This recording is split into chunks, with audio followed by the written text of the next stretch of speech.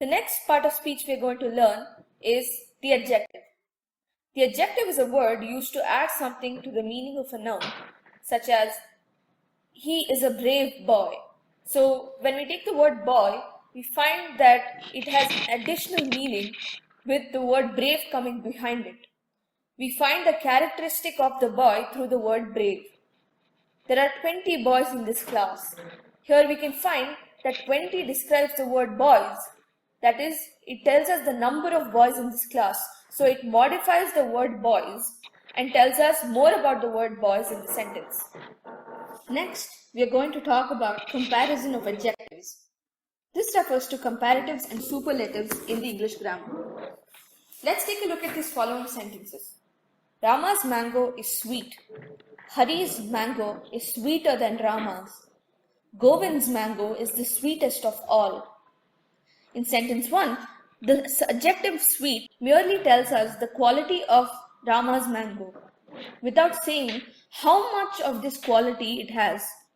In the second sentence, the adjective sweeter tells us that Hari's mango, compared with Rama's, has more of the quality of sweetness. In sentence 3, the adjective sweetest tells us that of all of these mangoes, Govind's mango has the greatest amount or highest degree of the quality of sweetness. We thus see that adjectives change in form, sweet, sweeter, and sweetest, to show comparison. They are called the 3 degrees of comparison. The adjective sweet is said to be in the positive degree. The adjective sweeter is said to be in the comparative degree. The adjective sweetest is said to be in the superlative degree. The positive degree of an adjective is the adjective in its simplest form. It is used to denote the mere existence of some quality of what we speak about. It is used when no comparison is being made. The comparative degree of an adjective denotes a high degree of the quality than the positive and is used when two things are compared, such as this boy is stronger than that. Which of these 2 pens is the better? Apples are dearer than oranges. The superlative degree of an adjective denotes the highest degree of the quality and is used when more than 2 things are compared, such as this boy is the strongest in the class. There is another way in which we can compare things. Instead of saying Rama is stronger than Balu, we can say Balu is less strong than Rama.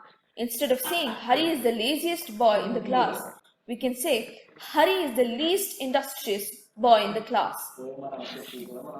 The superlative with most is sometimes used where there is no idea of comparison, but merely a desire to indicate the position of a quality in a very high degree.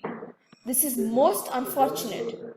It was a most eloquent speech, truly a most ingenious device. So all these sentences talk about a superlative with the word most. Next part of speech is the verb.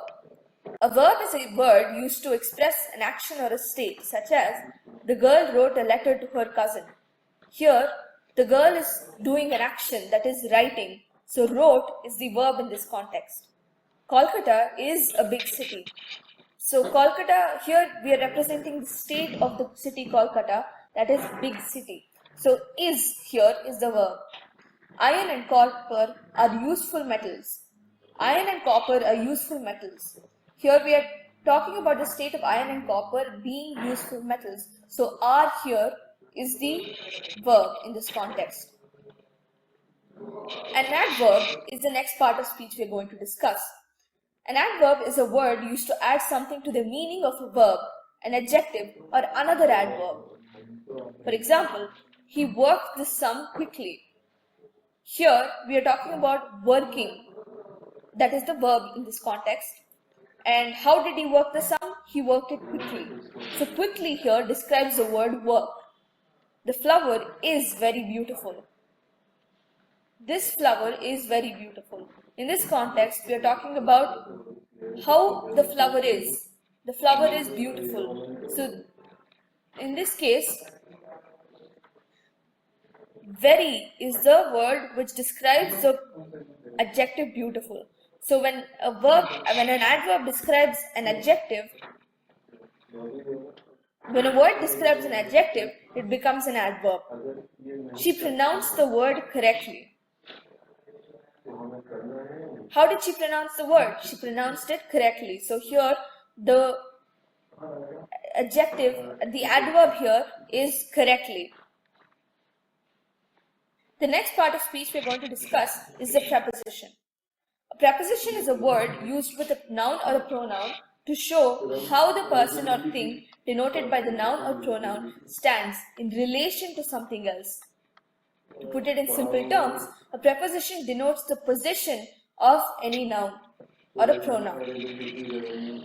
For example, there is a cow in the garden. So where is the cow? The cow is in the garden. So here, in is the preposition. That girl is fond of music. What is this girl fond of? She's fond of music, and therefore she's fond of music. So of here is a preposition. A fair little girl sat under a tree. Where did the girl sit? She sat under a tree. So here it denotes the position of the girl, which is the word under.